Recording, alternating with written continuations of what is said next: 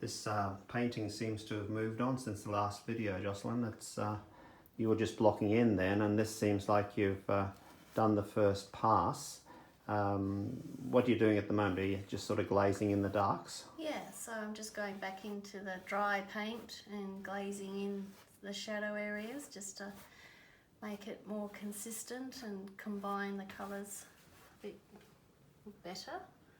And it's a good technique to use to change the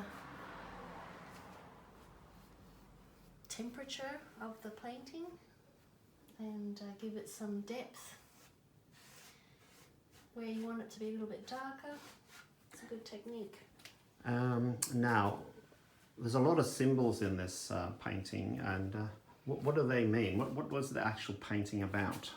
So to me, this painting is a girl running through a field of poppies, and the poppies represent the fallen soldiers in the Battle of the Somme, and the girl wearing white is representative of the angel, and she's collecting those fallen souls.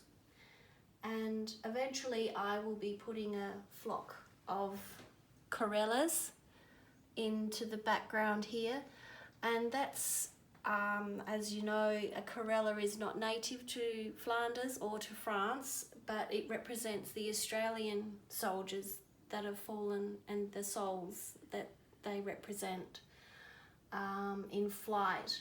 And the whole thing is called Auburn Fire 1916, which is a shout out to the Battle of the Somme in the First World War. Thank you for that.